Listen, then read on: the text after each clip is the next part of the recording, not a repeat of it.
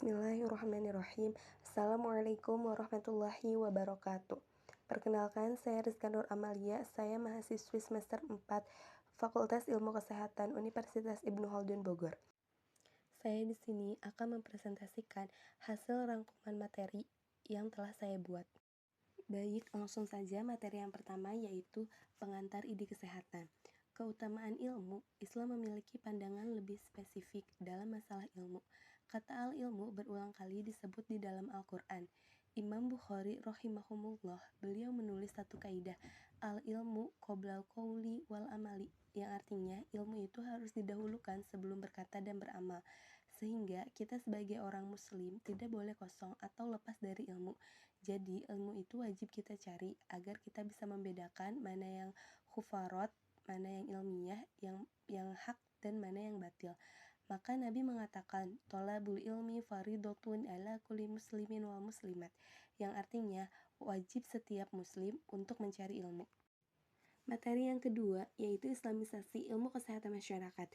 Di dalam Islam memandang sehat dari sisi yang lebih komprehensif, tidak hanya secara fisik, jasmani, dan rohani, tapi juga secara sehat rohani secara lahir, terintegrasi secara baik.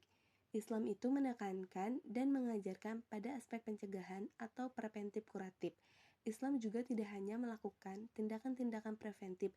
Di sisi lain, di dalam Islam juga diajarkan untuk menjaga kesehatan secara ilmiah dengan melakukan pengkajian-pengkajian yang atas dasar ilmu, bukan berdasarkan pada hal-hal yang bersifatnya tahayul.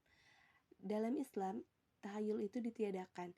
Di dalam surat Al-Baqarah ayat 222 dijelaskan, salah satu untuk menjaga sehat itu adalah dengan taubat yang bersuci. Taubat itu adalah menjaga kesehatan secara vertikal, bagaimana kita menjaga hati kita, menjaga hubungan kita dengan Allah, karena kadang orang hilang kesehatannya ataupun dicabut keberkahan sehat itu disebabkan oleh dosa-dosanya, perilakunya. Maka dengan taubat dan banyak istighfar, maka karunia itu akan kembali didatangkan oleh Allah. Materi 3 yaitu manusia sehat perspektif Islam.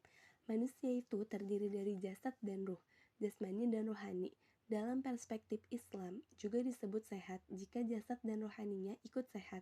Itu adalah manusia yang sehat.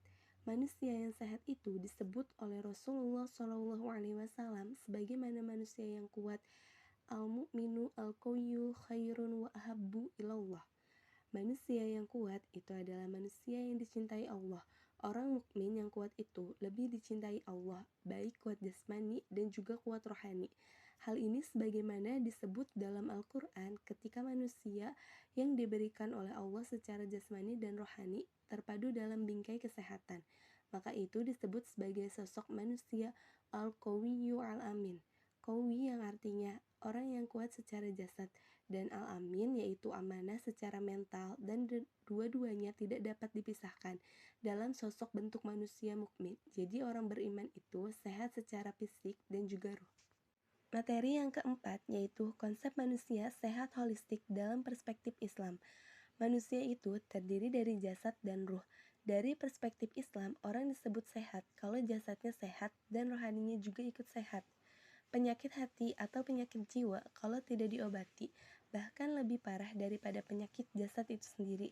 Oleh karena itu, ketika manusia jiwanya sakit tidak segera diterapi, yang terjadi adalah penyakit jiwa. Sehingga terkadang hatinya mati, nantinya akan berdampak pada perilaku atau pola hidup manusianya itu sendiri. Lalu jiwa yang sehat, insya Allah perilaku badannya juga ikut sehat, karena terdapat hukum jiwa dalam perspektif syariah. Sehingga jiwa sehat itu berarti jiwa yang senantiasa mengikuti bimbingan arahan dari syariat, mengikuti hal-hal budaya yang haram. Jadi kalau dia paham dengan jiwanya, dengan bimbingan wahyu, sehingga dia taat untuk patuh terhadap aturan Allah Subhanahu wa Ta'ala, maka pola hidupnya nantinya akan menjadi sehat. Materi kelima, ketiga dalam perspektif Islam. Keselamatan dan kesehatan kerja adalah sebuah upaya untuk mencegah bekerja agar tidak mengalami kecelakaan di tempat kerja, baik secara hidrostatistik maupun secara mental, sehingga bisa terhindar dari gangguan-gangguan kesehatan. Jika dilihat dari arti perspektif Islam, ketiga ini disesuaikan dengan kaidah-kaidah syariah. Konsep maqasid ditinjau dari tujuan disyariatkannya suatu syariat. Pasti di dalam Islam, melihat konsep ketiga ini lebih komprehensif. Karena dalam konsep maqasid, syariah minimal yang dilindungi tidak hanya masalah keselamatan kerjanya saja, tetapi dalam perspektif syariat Islam yang dilindungi bahkan mencakup 5 hal esensi yang menjadi kepentingan utama bagi keselamatan dan kesejahteraan manusia. Materi ke-6, promotif, preventif, kuratif, dan rehabilitatif dalam perspektif Islam. Dalam Islam sendiri, sudah ada kaidah komprehensif dalam syariat yang berbunyi bahwasannya mencegah atau menolak segala hal yang mendatangkan bahaya, kerusakan, penyakit itu didahulukan daripada upaya untuk mendatangkan manfaat, bahwa pencegahan itu lebih didahulukan dari pengobatan itu sendiri, karena pencegahan itu lebih efektif daripada pengobatan. Dalam Islam, segala hal yang terkecil bisa mendatangkan mudarat dan harus ditolak. Tidak boleh dibiarkan begitu saja karena hal-hal ini akan merusak dan mendatangkan bahaya yang lebih besar. Dalam Al-Quran sendiri disebutkan bahwa kita sebagai umat Islam janganlah melakukan hal-hal perkara yang membinasakan atau melakukan upaya apa saja yang membinasakan manusia atau diri kita sendiri. Materi yang ketujuh yaitu kesehatan nutrisi dalam Islam. Dalam perspektif Islam, salah satu faktor penting dalam kehidupan manusia itu adalah untuk menjaga kesehatan dan kesejahteraan tubuh kita, serta sekaligus berpengaruh terhadap jiwa dengan berkaitan masalah nutrisi.